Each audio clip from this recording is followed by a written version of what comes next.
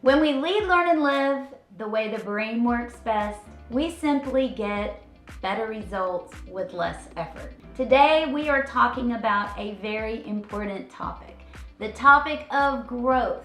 But not just growth. I want to share with you 3 obstacles that we see prevent our clients from getting the growth that they're looking for. And even better, a few simple solutions to help you get there easier and faster. This is game-changing information. Let's get started.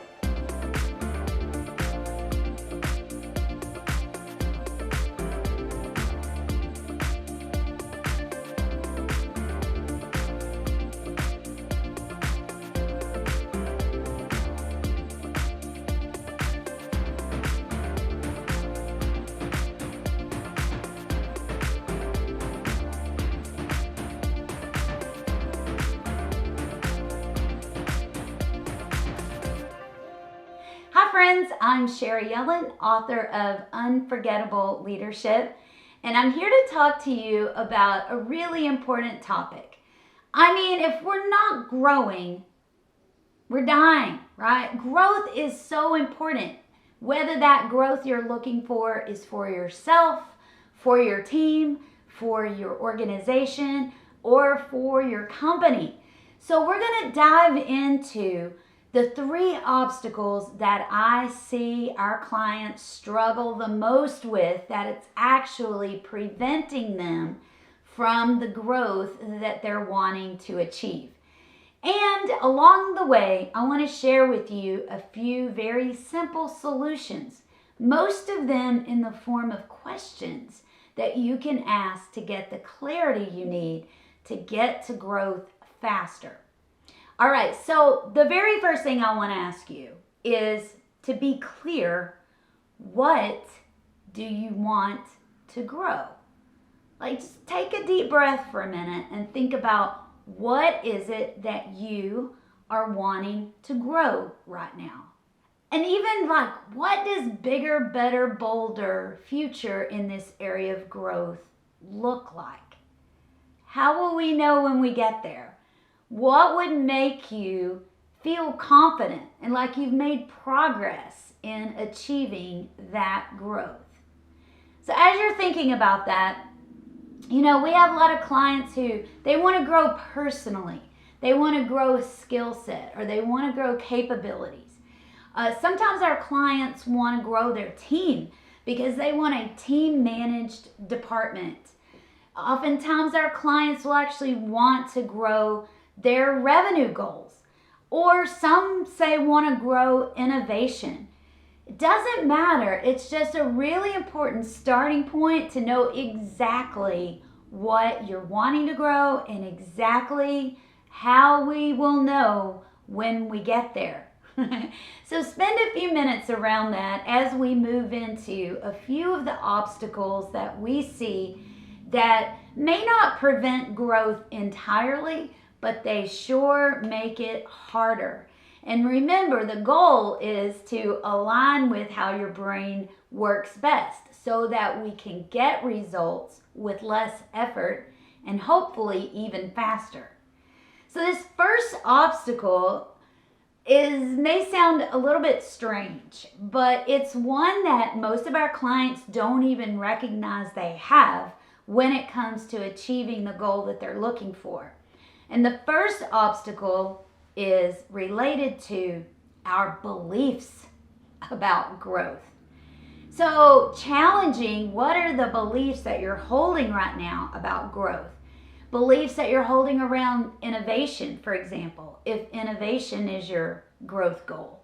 Or beliefs that you're holding around money, if profit is your growth goal. So it's kind of interesting. So step back just a minute, because oftentimes we all do it. We have something in mind. We may have a very clear something in mind. So we want to grab certain actions in order to achieve that result. And that may get us short-term change. But real sustainable change happens when we shift our beliefs about the result that we want to achieve. I remember hearing one of the motivational speakers one time talking with someone whose goal was to make $1 million. And the very first question, I can't remember his name, the very first question that this speaker asked was, well, first of all, you have to believe that you can make $1 million. And it just reinforces what we've known about your brain for a long time. That if we want real sustainable results, we really have to challenge our current beliefs, because our current rules are creating our current results. And if we want a different result, we've got to be willing to change the rules.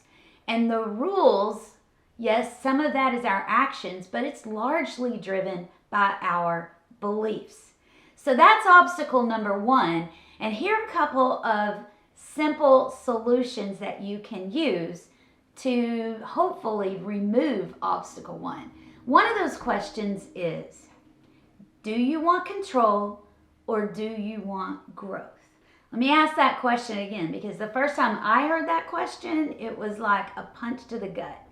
Do you want control or do you want growth? Because the truth is, they cannot exist in equal proportion simultaneously. We're choosing one over the other. So let's say, I'll give you a good example. I wanted to grow our team, but I had to realize that in order to grow our team and to grow our impact and to grow the number of people we were working with, I was going to have to let go of control of my content.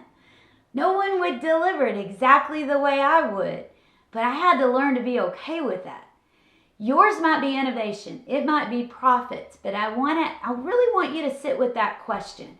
Where are you choosing to have control over growth? And where is that choice actually preventing your growth? Now you might say, I want control, and that's fine. Just know that if we say yes to that, we're saying no to the growth that we're seeking. So that's question number one that I want you to think through. Where am I wanting control over growth? The second question, kind of similar, a little bit different, is where are you willing to let go of the comfortable? Okay, because if we want growth, growth goes hand in hand with discomfort. All right? Are we willing to be uncomfortable to get to that growth? Are we willing to make those sacrifices? We have a term around here we think is kind of cute, but we call it FOBU, F-O-B-U, which is the fear of being uncomfortable. Your brain's an interesting place because it actually can stand in the way of us reaching growth because it loves comfort. In fact, most of us will choose unhappiness over discomfort any day of the week. And so if we're really wanting growth and we're willing to let go of that control, I want to just give you a heads up, it's probably going to be uncomfortable. Because if you think about where you are and where you want to be, it's rarely a straight line. The line looks more like this. And there may be times where you feel like you're backtracking. Just know that's part of the growth process. So first and foremost, to overcome obstacle number one, challenge your beliefs about your beliefs. The second obstacle that we often see related a bit to beliefs is your perspective. We've got to be willing to shift our perspective. And the story that I want to use here is the story of the Texas Rangers. They won the World Series in 2023. And I live outside of Dallas, and we don't have a lot of winning teams. So when we get one, we really celebrate it. But another thing I find fascinating is they came to Arlington around 1972. So for 5 decades, there were no World Series championships.